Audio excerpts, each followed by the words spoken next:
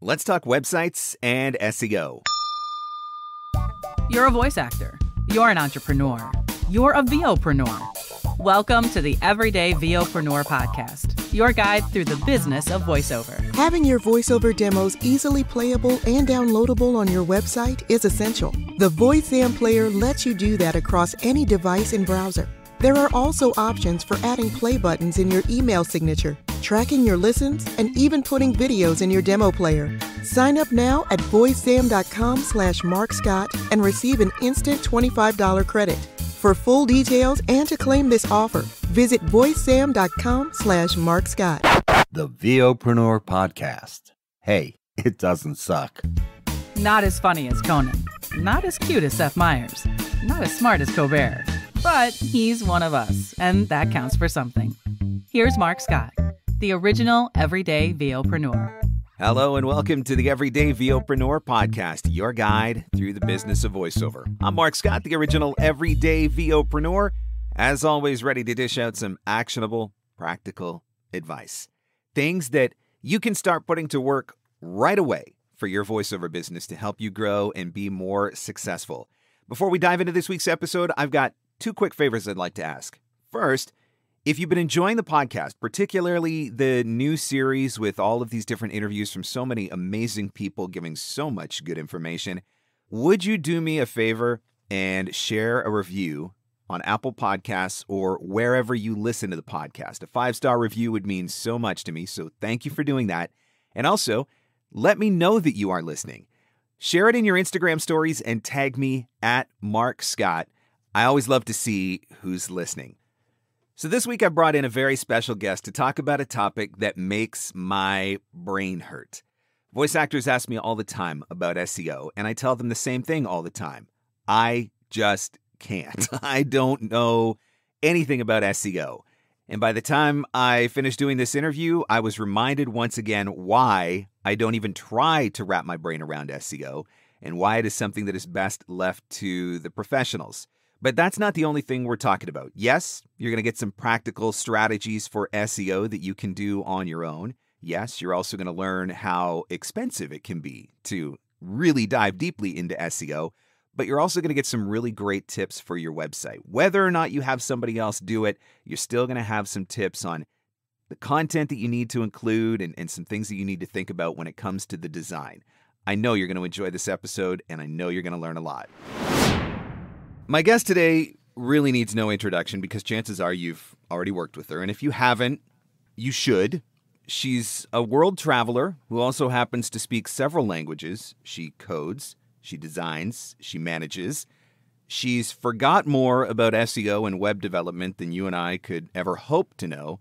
And best of all, she does it while being a mom and apparently living through renovations. Welcome to the show, Karin Barth of Voice Actor Websites. Thanks, Marc. Thanks for having me. Very excited to dive into this with you.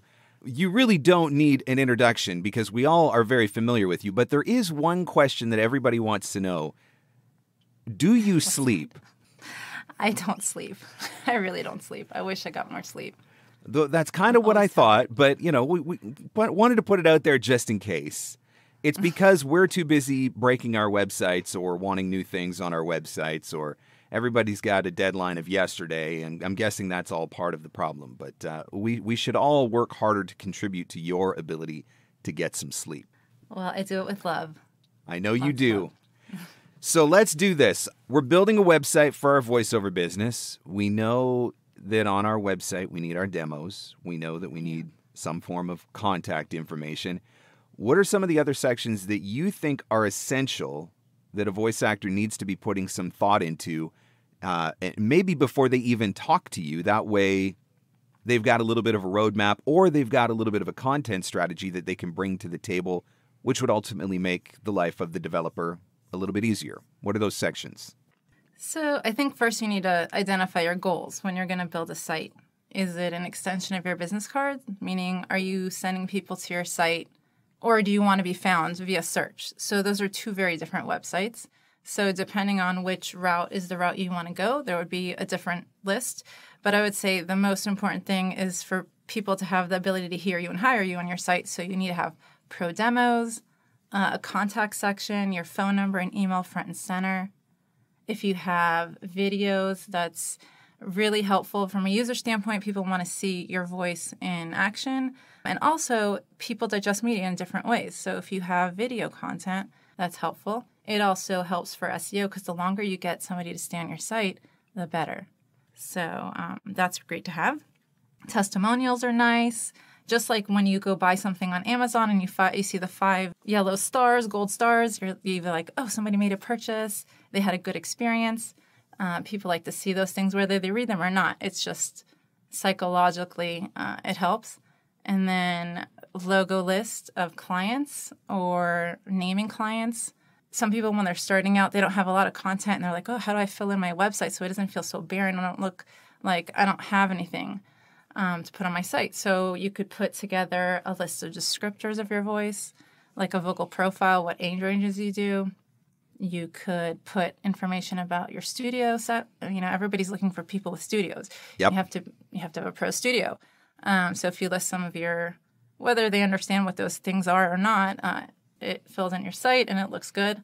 And then you could do the genres that you voice or want to voice, whether you have a demo for it or not.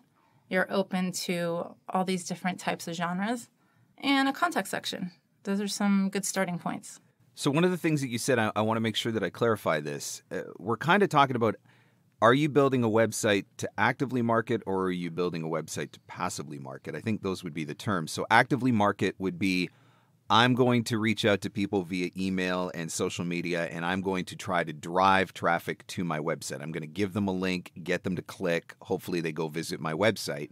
Whereas a passive strategy would be a little bit more where I'm going to build a website for SEO and hope that people find me in doing searches for voiceover, voice actors, specific types of voice, whatever you decide to optimize your site for SEO-wise. Is that fair?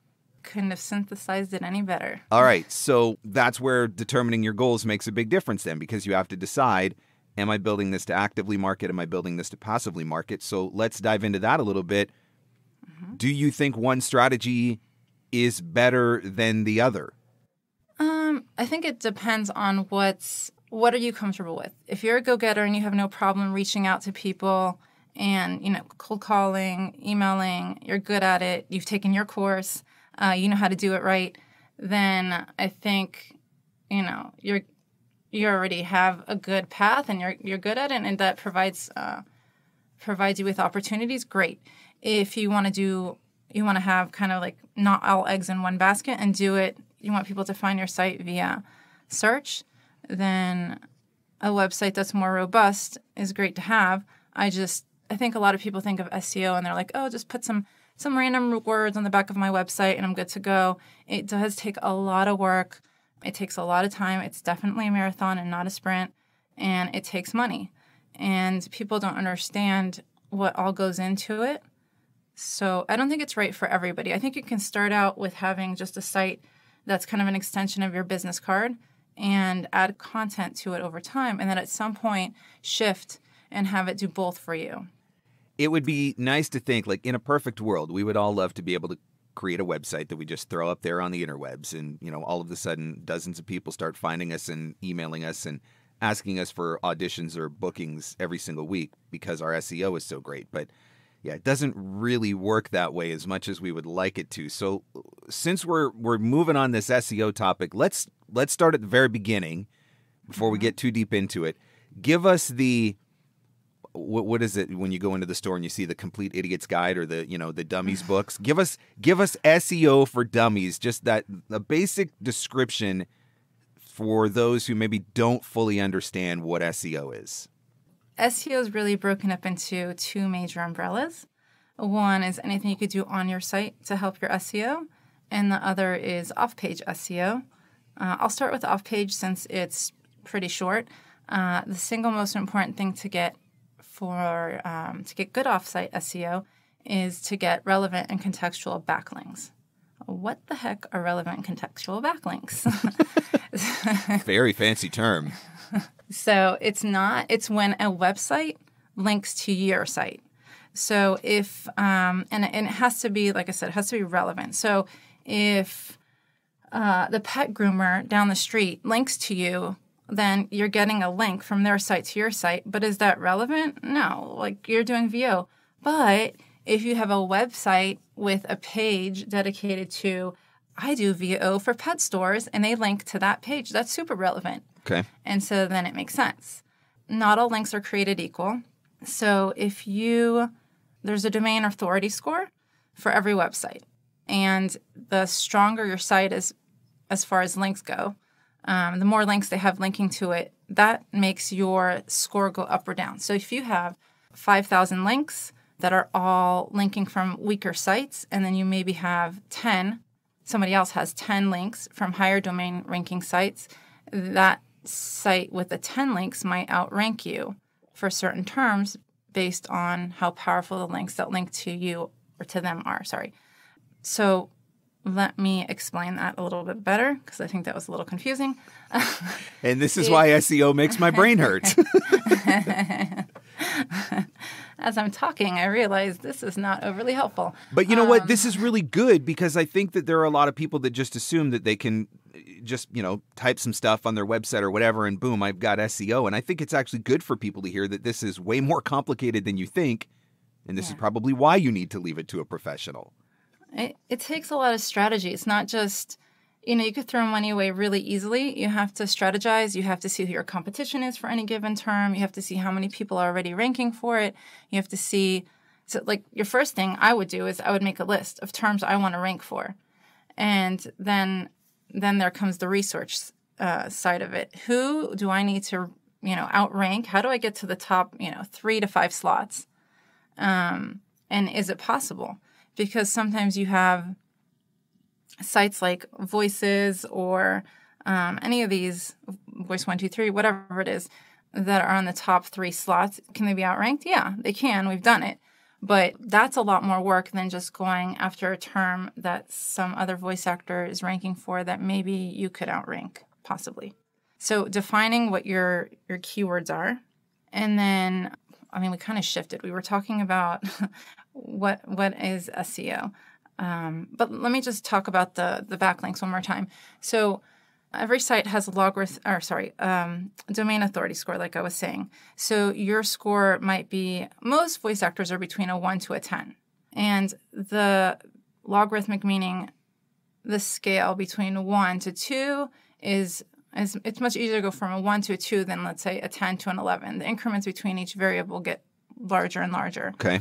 So if you have a site like, CNN or Wikipedia, or a site that's, got millions of links linking to it, that's a high domain ranking authority score. So it has, so those might be in the 90s. So if you have one site like that linking to you, then that's worth, thousands of little links. Right. So where you get the link matters, but it's better to have some links.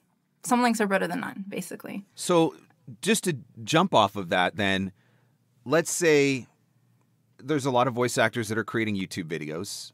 There's a lot of voice actors that have podcasts. There's a lot of voice actors that are obviously using various and assorted forms of social media. So if you are putting your link in your YouTube description, or if you're putting it in a podcast description, if you're tweeting out links to your website through LinkedIn or Twitter or Instagram or Facebook or wherever, are all of those counting then towards your domain authority score? So if you got 100 videos on YouTube, or you've got 100 podcasts, and every one of them has a link to your website, like is that part of what's building this? It depends. Like everything with SEO, it depends. There's no easy answers in SEO. Basically, it does help. So Google's part relevancy engine, part popularity contest. Right. Basically, the more links you have linking to you, the better. But some sites have something called a no-follow link. So that means anytime somebody links out of their site to another website, they don't pass along what we call in the industry link juice, which is basically passing along that authority. Yep. So it depends. Also, if you have, one site linking to you 100 times, that's not powerful.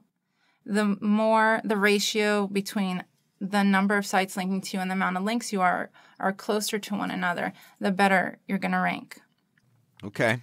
So But how if do you somebody- get some of those outside links then? What are some strategies for getting some of those from some of the other places? You can purchase them through somebody like us who have established relationships. You can, well, the first thing you should do is probably Google yourself and just go and see what sites you're on that you might not even know you're on and see if you can get a link. That's one free way to do it. Another way to do it is if you have another website and you can link from that site to your site. You can link to a female voice talent's website. If you want a voice different than mine, I recommend blah, blah, blah. Okay. And they can also link to you. That's not as powerful as a one-way link. That's a two-way link, meaning you guys link to each other, but it's better than not having any link. Right. So those are some ideas. And we can talk about the on-page SEO that, what's important for SEO as well, which is kind of where we started. Give us some of the basics, because I know that it gets complicated. This is why when people ask me about SEO, the very first thing I say is, go do this. You guys offer, like Voice Actor Websites offers an SEO consult. I'm like, just go call them, because I can't help you. I don't know. I know nothing. And then just when I start to think that I know something, Google goes and changes the rules anyway, because they don't want everybody gaming the system. So that makes it even harder to keep up. So just give us some of the basics of the on-page SEO. What are some things that we could be doing on our own if we aren't using somebody to build our website at this point? Yeah. So first is determine the terms that you want to go after. So I would say write a list of the terms that you want to rank for and then work off that list. You'll never come up for any search if the words don't appear on your site. So if you don't have the word voiceover anywhere on your site, you'll never come up in the search for it. Google's self-proclaimed mission is to organize the world's information. So if you have a one-page site that houses all your information, as far as the algorithm's concerned, I'm not talking about from a human standpoint, but from an algorithmic standpoint, that's not overly focused or organized. If you have a page dedicated to each genre of VO that you do, and on those pages you actually have text, because the bots can't, or the algorithm doesn't take into account, voice on video. It doesn't listen to demos. It doesn't have the ability to listen to demos. It doesn't look at pictures. I mean, you can attribute alt text to each image, which is helpful, but it doesn't replace text. So the number one thing is you need to start writing content. You need to identify the terms you want to go after. You need to write content surrounding those terms. You can either blog, you can either write content on a page, and then the headings on your page are effectively what you are trying to rank for. So like a one-page site typically has a heading like about me, videos, demos. You're not selling videos. Nobody's searching for about me. I know this sounds kind of off-putting, but it's true. Realistic. Yeah. We all do the same thing because it's what we see everybody else do, so it's what we assume we should do, but that's not specifically how it works. Right. It definitely doesn't work that way. And, you're not trained to think that way, right? It's obvious that it's an about section. How can you make that better? How can you make that heading better? Award-winning male voiceover talent. That's much more effective of a heading on a bio, if that's what you are, than about me, because there's keywords in there. And basically the search engine or the algorithm is trying to figure out, what is this website about? If you attribute heading tags to your headings, I'm just going to go and say there should be one H1 tag on a page, which is your main heading of the page. It should encompass exactly what the page is about. It takes the guesswork out for the algorithm. Boom, it knows what the page is about. Your H2 tags are secondary headings, like I was saying, about me, testimonials, videos. That's not what you're selling, but that's what your one page has on it. So if you can make those headings more effective for search, you'll help your site be more visible for the words that you want to come up for. And effectively, if you have a one-page site, anything under 800 words is considered thin with the algorithm. Under 500 words, it's not really paying any attention to you. So if you're going after something super competitive, like, say, commercial voiceover, and you mention the name of your demo is commercial, and in your bio you have the word commercial in there once, and then you have, all this other stuff on the page as well, but it's under 500 words of text. Are you going to come up in the search? Yeah, maybe on page 5,000. but you're not going to come up on the first, second, third, fourth, fifth page because you just don't have the content and it's not organized as far as the algorithm's concerned. So, that's why I was saying in the beginning, what's your goal? Do you have an SEO focus site or do you have an extension of your business card where you're sending people? So is it fair to say, and correct me if I'm wrong, but is it fair to say in the beginning, at the very least, it's probably not realistic for most voice actors to go after an SEO site unless either A, they've got money to spend, or B, you really know what you're doing and you have the ability to do a lot of this writing and all of that sort of stuff. Is that fair? Yeah. If for sure, you start out with a one-page site, and if you're good at writing and you enjoy writing, you can aim to be an SEO focus site by blogging, for example. You can start writing content. If you can do it once a month, at the end of the year, you have 12 other pages. Twice a month, 24 extra pages. And each of those blogs would be dedicated to a very specific topic. So that's organized. Over time, yeah, you can evolve into an SEO site, but just starting out, probably not realistic. Probably not realistic. The one thing that I wrote down that it made me laugh because, here, look, this is me admitting how stupid I am when it comes to SEO. When I was doing my own website, which wasn't all that long ago, H1 and H2, I didn't know they had anything to do with SEO. All I knew was that they displayed differently on my website. Like H1 tags, if I made something an H1 tag, it was this massive font that took up the whole page and looked ridiculous. So all of the tags on my website were like an H3 because from a design standpoint, it looked better. But I had no idea that it mattered when it came to SEO. Yeah. I'm clueless. This is true. I see this all the time. Yeah. We don't know what we don't know. There's one other thing I wanted you to address too, because you mentioned it. First of all, I think that it is probably just about impossible for most voice actors to get any kind of SEO ranking for the term voiceover, just because there are companies that are literally spending tens of thousands of dollars to do this. But when it comes to voiceover as one word or voice space over, so voiceover 2 words, which one matters more or ranks higher, or does it make a difference? It makes a big difference. Okay, see? Funny you should ask. 2 words is searched way more than 1 word and way, way more than hyphenated. So voice space over. So 2 words. So if you're writing for SEO. Now, does it hurt if you had it both ways in an article? Does that help or hurt? As long as it doesn't look bizarre, okay. Meaning to whoever's reading it, if they read it, then I would say using it in 2 different instances would be good. Okay. I wouldn't, make it crazy. But primarily, though, we want to focus on voice over as 2 words. So what about some of the other ones? Voice actor, voice artist, voice talent, like those are 3, voiceoverist. There's all kinds of different titles, job titles, whatever. Voice actor, voice talent, voice artist, does one rank higher than another? Is there one that we should be putting a little bit more effort behind? So artist was actually the lowest of the 3, and actor and talent were neck and neck. I can look it up if you want right now as we speak. That tells us, that already tells us something right there, right? So these things that we don't think about because we just call ourselves whatever on a given day.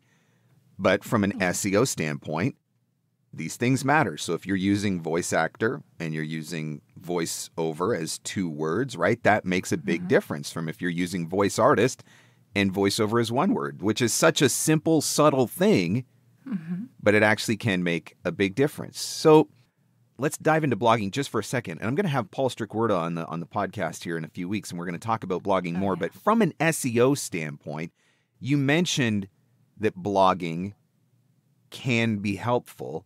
So are we talking about if we write a random post every now and then, if we write a post every few weeks, if, once a month, like, is there a point where blogging helps, where blogging hurts, where blogging doesn't make a difference? Like, are there rules around that from an SEO standpoint to get the most bang for your buck, so to speak?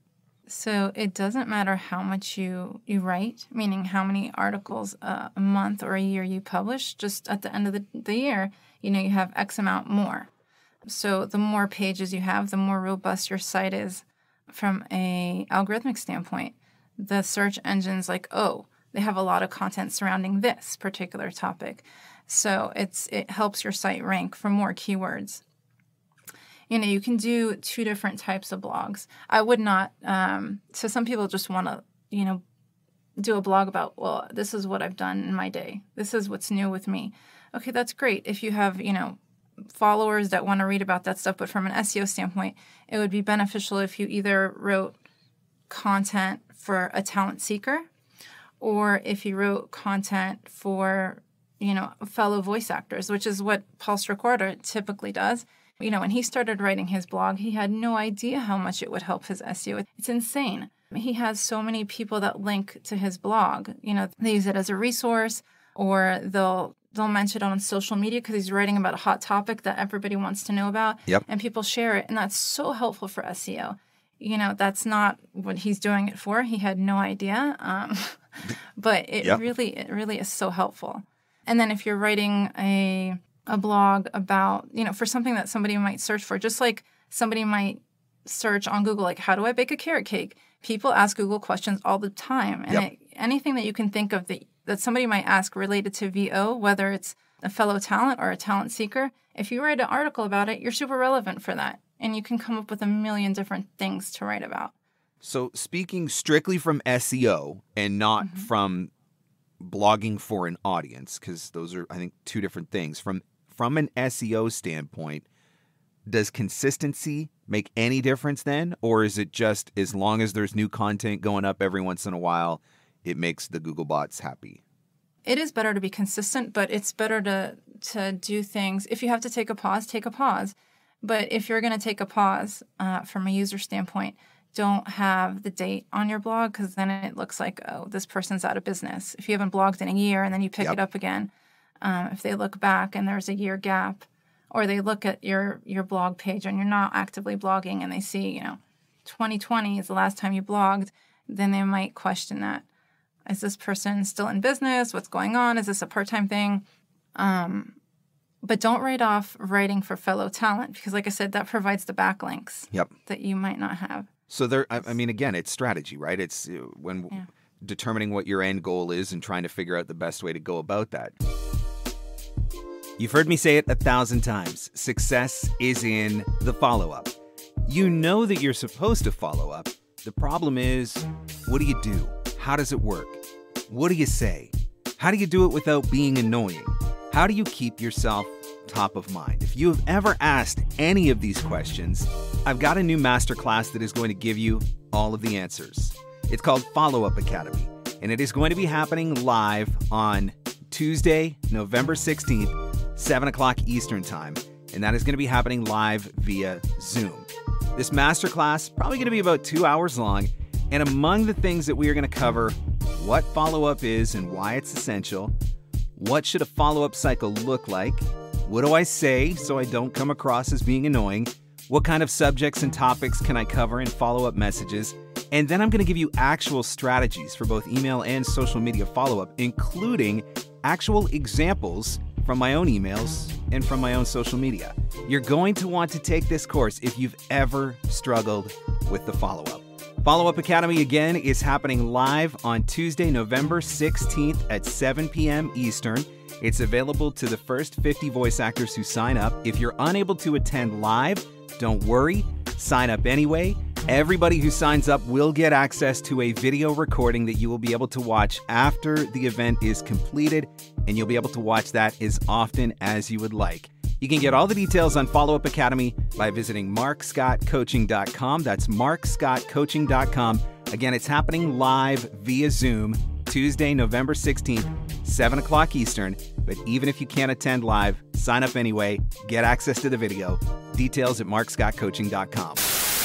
Now, back to our show. I know you've touched on this, and I think I have an idea what the answer is going to be, but I get asked a lot about when I'm building a website. I don't know why people ask me this stuff because I know nothing, but that's why I always send them to you. But one page that scrolls continuously versus having to click a link to go to demos, click a link to go to contact, click a link to go to about. So you know what I'm saying? So one continuous scrolling page that just kind of has stuff on it, or having every single aspect of the site on a separate page.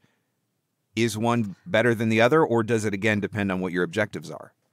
It depends on your objectives, but if I'm taking the scenario that you're presenting, which is a super long scrolly page versus click to find the demos, I think that's a big mistake. I think your demos should be front and center. I don't think you should have a forward-facing page with just a brand and then click this to hear my demos, click this to see my on-camera reel, or whatever the split might be.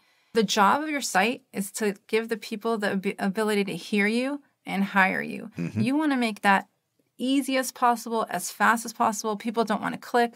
Producers, casting directors, sometimes they tell me, you got 3 seconds. If I have to scroll, I'm out. Yep. And they're like, I'm not trying to be mean. I just, my day is packed. I don't have time for this. And I don't know if I'm just going to scroll for 1 second and find it or if I'm going to have to search. So make that as easy as possible for them to find your demos. I must be more generous because I always tell talent you've got 6 seconds to get my attention. And you're saying that you've had producers literally tell you it's like 3 seconds. But that's a product of the world that we live in now. Yeah. We don't have attention span anymore. Our brains are fried. So we need it all really quick and really easy. So creating the extra pages, the advantage then comes in like genre-specific pages. Is that fair? That's where you get the SEO advantage then? Yeah, any page that you're going to add significant amount of text to, because like I said, if you just have a page dedicated to video content and there's no text, maybe from a human standpoint, they like that. They can just click on videos and they can see the videos. But if there's no text on a page, then it doesn't offer you any SEO benefit, an algorithmic, benefit. Like I was talking about separating out the pages. I want to clarify that if you separate out your pages, if you don't have text on it, it doesn't make a difference.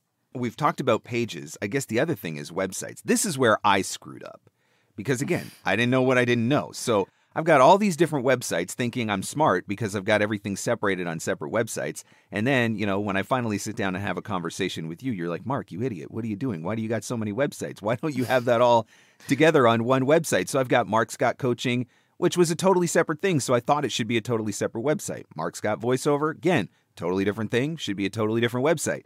VOPRENEUR, the podcast, totally separate thing, totally separate website. And then I came to realize after finally having a conversation with you about this, that was actually really dumb. And then I'm basically taking my SEO potential and just spreading it out all over the place rather than confining it all down into one place. So I would have been smarter to build one website, have a section cut off for coaching, have a section cut off for the podcast. Is that's right? It depends. There's my answer again for SEO. It depends. Are you a politician? Listen, I'm an honest woman. I'm not a politician. It's just every answer feels like a diplomatic, it could be this, but it could be that. If you're linking from if all 3 of your sites are powerful and you're passing along authority from one of your sites to your other, there's benefits to that, right? There's that SEO backlink. You're passing authority from one of your other sites that's powerful to another one of your sites that's hopefully powerful.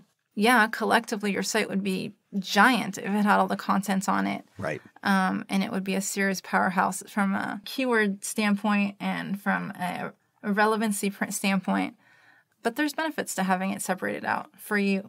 So what about for everybody? So what about for the voice actor then who is a voice actor, but maybe they also sing, or they're a voice actor who also does on camera, or a voice actor who also does theater, or maybe they do on camera theater and sing, whatever it is. Would it be beneficial for them? Because some of them do have separate websites, like I've got a site for my voice acting, I've got a site for my band or my singing or whatever. When we're thinking about that, is it better then to have, and I know you're going to say it depends, is it better to have separate websites for each of our trades, so to speak, or one site, separate pages built that way? You already answered my question. It depends. It depends. It's funny because I have, with all the people I work with, my team, we have a WhatsApp group, and when they ask me any question about SEO, they already chime in before I answer, and they type in, it depends. That's the going. Well, you see. All right. So it depends. It depends. If your on camera is definitely a different side of your business. And, when you land on a page, if you're you're selling your voice, then I'd say that needs to be on the homepage, front and center. If you're doing on camera and you don't want them to see that you do VO front and center, then I would say keep them separated. But you can also do a split. You can put both your on-camera reel and your demos on the front page. You can also assign your specific domain name to an internal page. So if it's Marc Scott on camera or marcscottactor.com for the internal on-camera page, then they can type that in and it'll just take them to that one internal page. So I guess basically if you're going to have content, words, text, then it would be beneficial to have them both on one site because it would be more robust and more powerful. And then you can blog about both aspects. If you're going to just have, from a budget also, it's cheaper to have one site. I was going to say, I guess that is certainly a factor. Yeah. If you build one site, it's way cheaper. Setting everything up and then just adding a page, wow, that's so much easier than setting up a whole new site. So from a budget standpoint, it's cheaper to just do one. So budget, goals, and objectives. Yeah. Is really what it comes down to. Okay. Talk to us about, we've got our site, we've got our pages, we're creating our content, we're doing all the things that we need to do to make the Google bots happy. Give us a little bit of an explanation of and a reason for the importance of responsive/mobile friendly. Oh, yeah. So Google moved to a mobile first index, it's been 4 years now, maybe more. Basically, it used to rank your site based on the experience on desktop, and now it ranks it on mobile first. And actually, Google had its most major algorithmic change since mobile first that started in June, which has changed the way we build sites altogether. The architecture is different. It's based on user experience. So how fast things load, how much things shift on a page, all these different little elements that before, cumulatively how fast your site loaded mattered, but now it's certain elements. And I can tell you all sites basically that were built prior to June are failing Core Web Vitals, which is this newest algorithmic change. So we've been rebuilding sites lately. Going back to the mobile thing, a lot of people just are using their phones for everything. Yep. So you want it to be user-friendly. You want it to be easy to find your demos. You want me to be able to hear them readily on the device. How do I contact you quickly? Do I have to scroll? Like if you were saying, if I have a one-page site that's super scrolly, imagine how long that is on mobile. Yep. Because, something that would fit in one horizontal strip on desktop takes 3 strips basically stacked on top of each other on mobile. So, if you have an SEO Focus Site, or if you want to have those 500 words minimum on your homepage on mobile, that's going to be super scrolly. So you have to find a balance between the content that you're providing the person who is visiting your site, meaning, hey, I need to hear your demos. That should be front and center. And satisfying the algorithm, which needs the text on there. Put the text a little bit lower down. But then location does matter, just like real estate. The higher up the text is on the page, the more important it is from an algorithmic standpoint. So you can't just bury all the text at the bottom then and keep... Yeah. Okay, well, wow, they really have you. They have you. Put like a little, that's the thing about the bio. People start in and they write, they're like, I need to add words to my page. So they start off talking about how, at the age of 6, it was the first time I got on stage and I knew I wanted to do something with my voice or with acting or something. And they give the backstory first and then they end with, and by the way, I do VO. Right. Start off with your VO stuff. Start off with what you can provide. What benefits do you offer? Mm-hmm. What can you do? Descriptors of your voice. Things that are important for a talent seeker. So if anybody reads it, they're reading what's important to them. And also from an algorithmic standpoint, it's higher up on the page. It's the most important thing. It's getting attributed more to those words that you're using. So start off with that. There's so many rules. There's so many rules. It's so crazy. Changing. But yeah. I think a lot of voice actors, particularly ones that are building on their own, and I see it all the time because one part of what I do with people is help them go through some of the content on their website from a marketing standpoint, not from a design standpoint. And I always pull up the website on my phone And my biggest pet peeve is trying to fill out a stupid web form on your site on my phone that has tiny little boxes that just, and that's why I tell everybody, give me your email address so that it's clickable. Yeah. Because if I can't just click your email address and it just pops up my email software, if you're going to make me sit and fill out your dumb little form that, and not all of them are bad, but some of them are, you've probably already lost me, right? Yeah. If I have to go searching on my phone to find your demos, you've probably already lost me. If your demo player doesn't work on an Android and an iOS and a whatever, like, you've probably already lost me. So there's so many things that we have to take into consideration. I guess that leads me to the next question, although I think maybe we just answered some of it, but there are a lot of VOs that are bootstrapping their business, and obviously one of the areas they try to save money on is their website, right? Everybody goes and signs up for Wix, or what's the other one, Squarespace, or some of them are brave enough to attempt to learn WordPress, but low cost or no cost design for their website. What are some of the problems? What are some of the big problems that you think voice actors encounter in doing it this way? Is it a lot around just design and mobile friendliness and keeping the Google bots happy? Yeah, so I think, there's definitely a space for those platforms because some people do great with those platforms. Some of those, I don't remember which ones, but some of them, they make you do a mobile version, and then a desktop version. So you have to kind of do double the work as opposed to just building one site that conforms to, that's mobile responsive, tablet responsive. And then some of those sites on tablet, they don't work well. So they don't have the in-between. Also, if you're really good, you're techie, you love to design, I think those different platforms are great. You can do it yourself. You feel like you have control. You don't have to depend on anybody else, but you might bang your head up against the wall, and then you might call somebody like us if that's the case. It depends on what you're comfortable with. And also, from an SEO standpoint, before Core Web Vitals, it still was better if you built your own site because you can basically call in all this, what we call bloat code, and with one line of text. And with these site builders, say you have 20 fonts to choose from, it's going to pull in all 20 fonts, even if you're only using one, and the algorithm has to sift through all that before it actually gets to your content. If you're just doing a one-page site, that's an extension of your business card, and it has really nice branding, it's got your demos front and center, then great. Those platforms are, and you're comfortable, those are great to use. It depends on what you're comfortable with. What are your goals? Is it SEO? If SEO is the route, then don't do it that way, probably. That would not be my recommendation. I know that one of the reasons why a lot of voice actors do this on their own is because they automatically assume they can't afford to get somebody else to do it for them, even though they haven't necessarily done the research or don't know. I give the example, once upon a time when we used to be able to travel.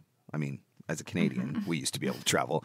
It's been a while, been like 2 years, but I used to upgrade myself to first class all the time. And I talked about this in one of the presentations that I would do, one of my regular talks, and it'd be like, and I could upgrade myself. Lots of times I could upgrade my ticket to first class for like $150.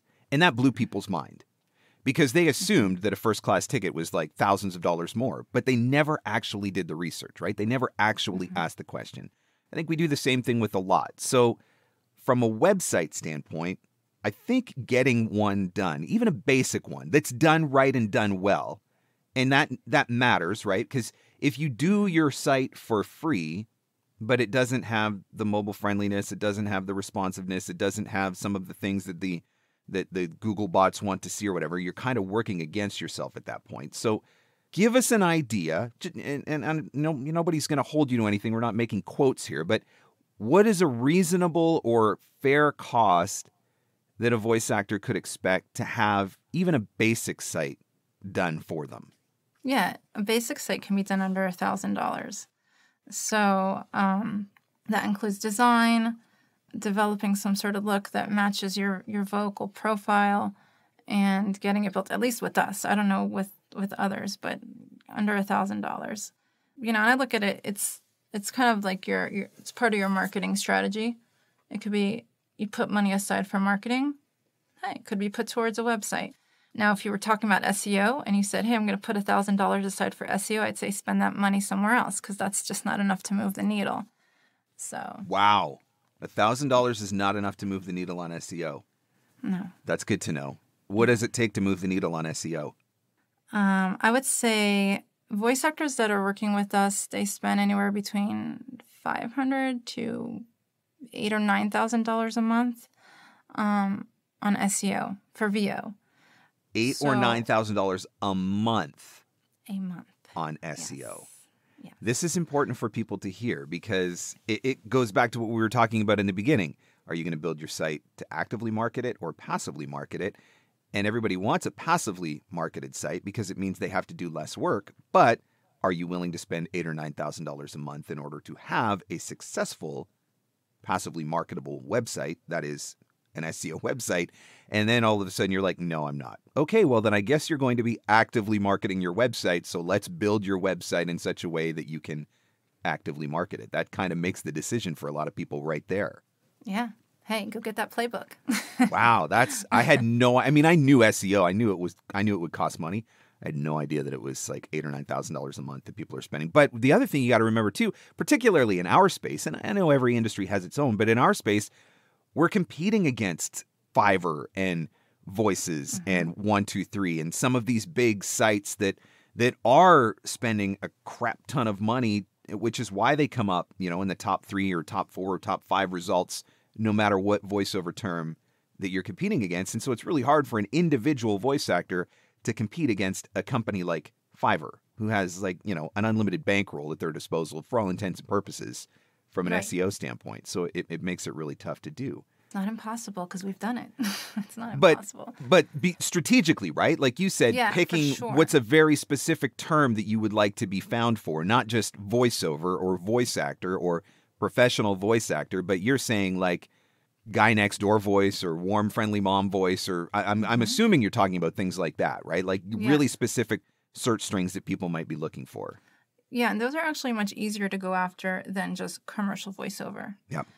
So definitely, if you don't have content on your site, meaning you haven't written content or hired somebody to write content, and you're not actively adding to your site, then again, don't put the money towards SEO. Write content, build up your site, and then once you start ranking for words, meaning you're ranking for something somewhere, then you can analyze what those terms are. Then you can start building a backlink portfolio and spend your money on that. Because, writing for SEO is very different than creative writing. Again, those headings are important, even when you're blogging. You want to make those strategic. And if you're going to hire somebody to do the writing for you, that can get very expensive. And, that's where part of that budget goes that we were talking about, that $8,000, because people just either they don't have time or they don't like it. Me, take my pinky finger before you make me write articles all day long. I don't like it. It's not for me. I'll go over it. I'll make sure it's good from an SEO standpoint. I'll give you tips. I'll tweak it. Don't ask me to write it. Yep. So I hear you. Yeah. So just to go back to, because we got a little sidetracked there with the SEO budget, which totally blew my mind. But we're saying for under $1,000, you can get a professional website built that looks good and does the most important things that it needs to do.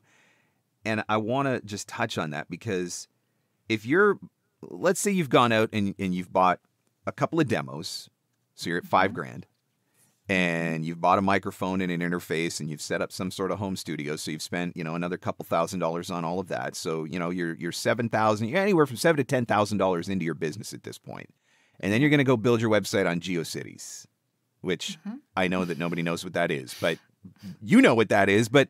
It's this idea that you've gone out and you've spent all of this money to build a professional business, but then when you go out and you build your own website and you're not a website designer, and look, most of us are not designers. We're just not. And we're too close to our own stuff, right? So what we think looks good, we only see it through our eyes. We don't see it through everybody else's eyes. But now you spend all this money, you've got these demos, you've got this studio, and then you're actively marketing your website, and people are coming, and the first impression is, this looks like it was built by a 5th grader. And maybe I shouldn't even say that because there's probably 5th graders out there that build amazing websites. This looks like it was built by a kindergartner, right? And so now all of the money that you've invested in your demos and your studio and your equipment and all that sort of stuff, you just flushed it down the toilet because you made a bad first impression on your website. And so, and also for agents. Yeah. Agents want to see nice looking sites, or they're going to think, are you doing this in your basement? Are you, once an hour, once a day. When you think about it from that perspective, it's like, okay, if I've spent this much on the demos, the coaching, everything that goes into it, honestly, at this point, another $1,000 to make all of that stuff look amazing, it's actually a pretty good deal. I mean, when I think about it from that regard, you guys built my site. I love my site. It looks so much better than anything that I ever had before. And I did build my own website for a long time. Now, I spent money on buying premium themes, and I was fairly proficient in WordPress and all that sort of stuff. But there was a lot that I didn't know. I mean, crap, there's a whole bunch of stuff that I learned today that I didn't know. So there's so much that goes into this that it's absolutely worth having the conversation. So with everything that we've discussed, what do you think is the number one mistake that you consistently see voice actors making on their websites? Burying the demos. Have pro demos made and don't bury them, and make them downloadable. Because casting directors, producers, they're not just listening to you. They're listening to lots of other talent. And they want to be able to download them and listen at the end of the day, the end of the week, and, call back some folks. Maybe you'll be one of them. But if you don't have downloadable demos, you're out. And also, when you're labeling your demos, before you upload your demos, your file name, if it doesn't have your name in it, how are they going to call you back? If it's labeled commercial demo, version 1, great. I've listened to it. I want to call you. Who are you? Now I have no idea who you are. You're on my desktop. I don't know who you are. So make sure you label your demos and make them downloadable. The downloadable thing is so key. Like literally a couple of weeks ago on a Friday evening, I had a client reach out to me from a different time zone where it was not unusual for them to be working at that point in time. And like, Mark, we really need to find a voice for a thing. Can you help us? And I was like, yeah, absolutely, no problem. But I knew that, Friday evening on the East Coast, I'm not going to email a bunch of people and get any responses back at that point. So I just started going through a whole bunch of voice actors' websites, and I was going to download demos and then ship them all off to the client. And I could not believe how many people I went onto their website and I could not download their demo. And so they missed out on that potential casting from me because I could not download their demos. And so that is an absolutely valid point, making sure that they are downloadable. And the naming, one of the things that I've seen some voice actors do, and it actually got me thinking, I need to go back in and do this. If you take your demo and dump it into iTunes, for example, you can put in, I guess it's the meta descriptions, right? So like the name, the artist, the title, the album, whatever, you can add artwork to it. And I've downloaded some demos from voice actors before that when you download the MP3, it actually pops up with artwork that's got maybe it's got them or their contact information on it. And then some of their other information is in that meta tags. So that's a really smart way to do it as well, which is something I had never thought of. I've done it for my podcast, for new episodes of the podcast, had never thought to do it for my demos. So I know that's something I need to go back and do. Yeah. All right, Karin. So somebody wants to get in touch with you. Voice Actor Websites offers a lot of different services. SEO obviously is one of them. You also do website design. What are some of the other things that you guys offer? Because I know there's a lot more to it than just building websites. Yeah, we do basically anything that's digital marketing. We can do social media stuff for you.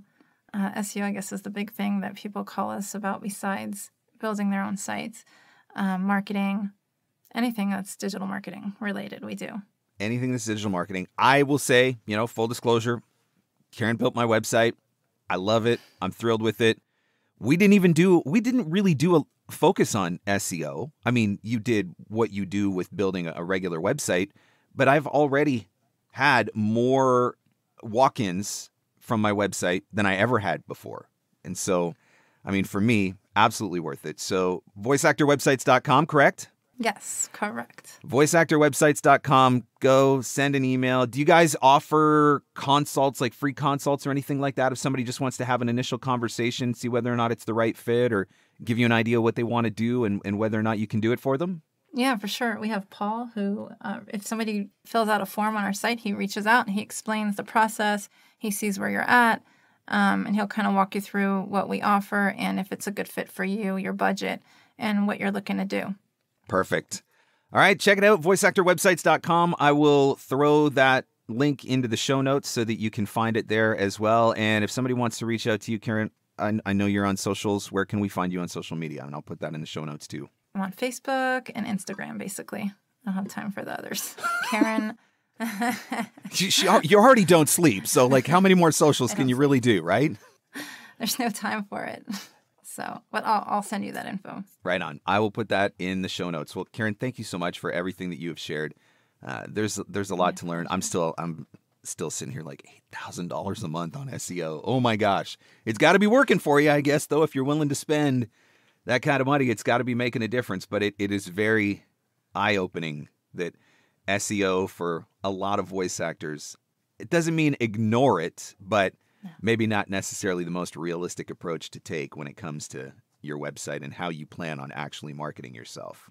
Yeah, baby steps. Write content, write lots of content. One day, it'll turn into an SEO site. Then you won't have to invest nearly as much money. We're going to have a whole new series of blogs starting after this podcast. Thank you, Karen. Add to your workload. Yes. Thank you for your time, and thank you for the information that you shared. I really, really do appreciate it. My pleasure. Thanks for having me. The two things that I took away from this episode were, number one, leave your website design to the professionals. Yes, you can do it for yourself. Yes, you can do it for free, but it's probably not going to be as good, and it may actually be harming your efforts, not helping them. So getting the professionals to be a part of that process is absolutely worth it. And it was a lesson that I learned the hard way because I did my website on my own for a number of years before I finally got smart enough to realize, you know what? I probably shouldn't be doing this. And after I handed it over to voice actor websites, honestly, there was a part of me that was kicking myself for not doing it like 5 or 10 years sooner. The other thing that I learned from this episode was, wowzers, is SEO ever expensive? So if you have been holding out hope for an SEO-based marketing strategy where you just sit back and work just comes walking through the door, I think you probably learned a few things from this episode, which will hopefully get you a little bit more focused on being more proactive in marketing your website, driving your own traffic to your website, making sure that you are sending people to it every single day, whether it's through email, through social media, however you do it, but driving traffic to your website every single day to listen to your demos, because that is probably going to be the more realistic option for most of us, myself included, for sure. But hopefully you've got some really actionable, practical strategies that you can take away from this episode.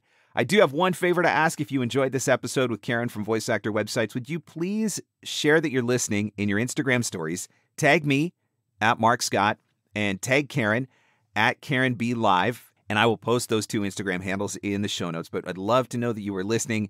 I'd love to hear what you thought about this episode.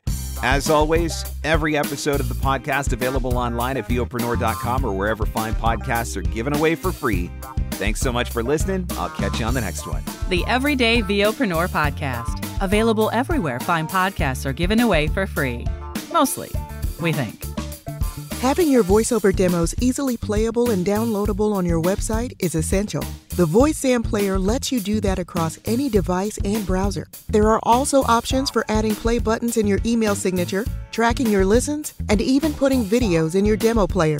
Sign up now at voicesam.com/Marc Scott and receive an instant $25 credit. For full details and to claim this offer, visit voicesam.com/Marc Scott. And scene. And that's a wrap. Thanks for hanging in. Thanks for hanging out. Want more VOpreneur goodness? Jump online at VOPreneur.com.